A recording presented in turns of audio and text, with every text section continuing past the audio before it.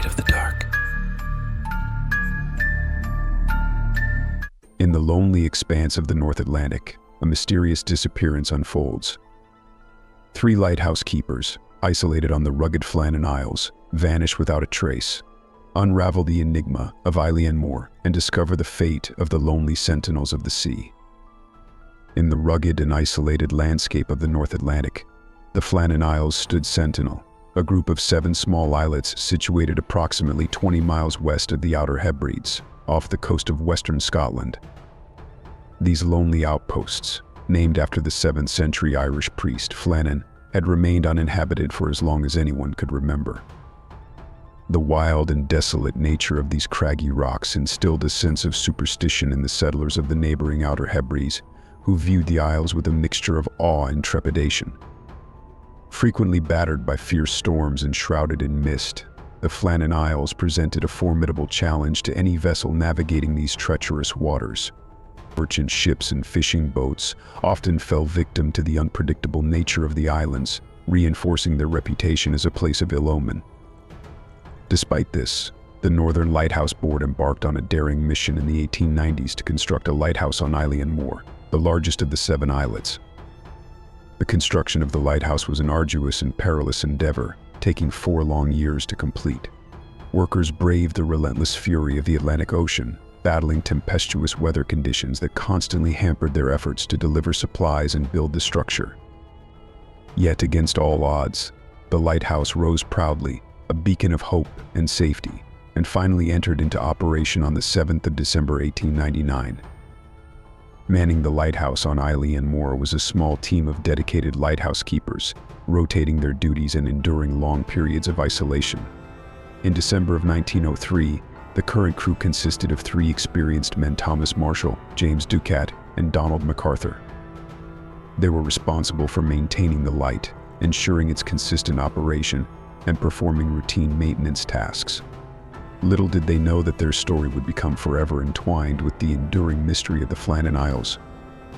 Superintendent Robert Muirhead, a seasoned official of the Northern Lighthouse Board, had made a routine visit to the lighthouse on December 7th.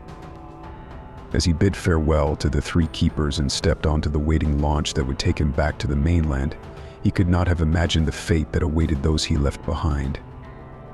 The lonely figures of MacArthur, Marshall, and Ducat, waving from the east landing, would be the last image he held of them. As the days turned into weeks, the routine passage of time aboard the lighthouse continued undisturbed.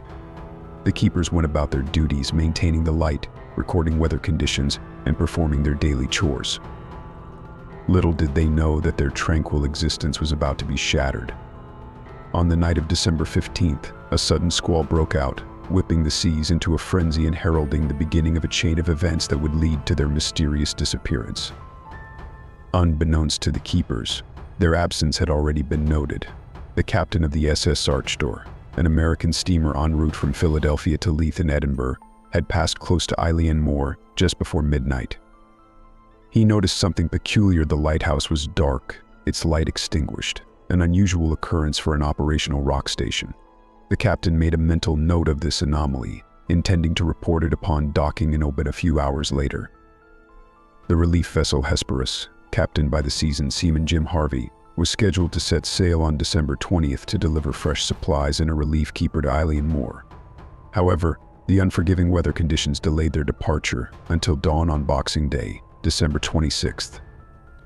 As the Hesperus approached the familiar shores of Eilean Moor, Captain Harvey gave 3 long blasts on the horn and set off a distress flare, signaling their arrival. But something was amiss. The usual welcoming party of lighthouse keepers was notably absent.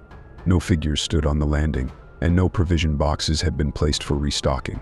The flag, which should have been flying proudly, was nowhere to be seen. The only sounds that greeted them were the shrill cries of seagulls and the relentless crashing of waves against the cliff faces. An eerie silence hung over the isles. Joseph Moore, the relief keeper, disembarked from the Hesperus and made his way alone toward the lighthouse. His footsteps echoed on the steep incline as he called out for the keepers, his voice carrying on the wind.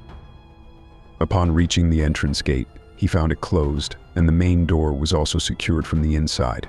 Inside the lighthouse, Moore's initial observations revealed a scene that was, at first glance, unremarkable. The lamps were clean and refilled, the beds unmade, and the kitchen appeared to be in order. However, as Moore continued his inspection, he noticed an overturned chair in the kitchen, a subtle sign of disturbance. Then, his eyes fell upon the clocks. Every single one of them had stopped, their hands frozen in time. A sense of unease settled in Moore's stomach as he realized that something was terribly wrong. Returning to the Hesperus, Moore relayed his findings to Captain Harvey. Together, they decided to conduct a wider search of the island. A team of men accompanied Moore back to the lighthouse, and they began to explore the surrounding area. At the East Landing, everything appeared to be intact. However, the West Landing told a different tale. Evidence of storm damage was scattered across the site. A box, located 110 feet above sea level, had been smashed, its contents strewn about. Iron railings were bent and twisted, and a section of the railway had been wrenched out of its concrete housing. Even a massive rock, weighing over a ton, had been displaced from its resting place. The force of the storm seemed to have wreaked havoc on the island.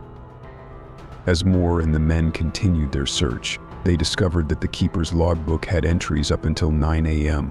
on December 15th, the day of the squall. The entries made it clear that the damage at the West Landing had occurred before the keeper's disappearance. Adding to the mystery, 2 sets of oilskins were missing, indicating that at least 2 of the men had ventured out during the harsh weather unprotected. The search for the keepers themselves proved fruitless.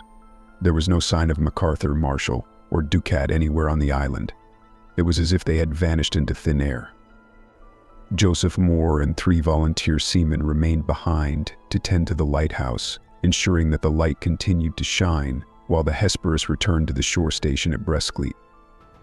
From there, Captain Harvey sent a telegram to the Northern Lighthouse Board, dated December 26, 1900.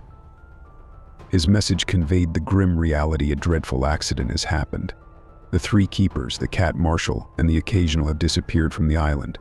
The clocks were stopped, and other signs indicated that the accident must have happened about a week ago. Poor fellows. They must have been blown over the cliffs, or swept away by a crane or something like that. The disappearance of the 3 lighthouse keepers from the Flannan Isles captured the imagination of people far and wide. It became an endless source of fascination, inspiring stories, poems, songs, and even an opera. The enigma surrounding their vanishing sparked countless theories, some mundane and others veering into the realm of the fantastical. One theory suggested that one of the keepers had, in a fit of madness or despair, murdered the other 2 and then taken his own life. Their bodies, swept away by the relentless waves, would never be recovered.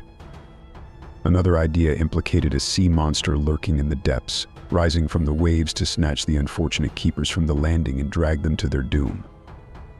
Some speculated about foreign spies kidnapping the men, while others recalled an eyewitness account of a boat full of spirits rowing towards the islands on the night of the disappearance.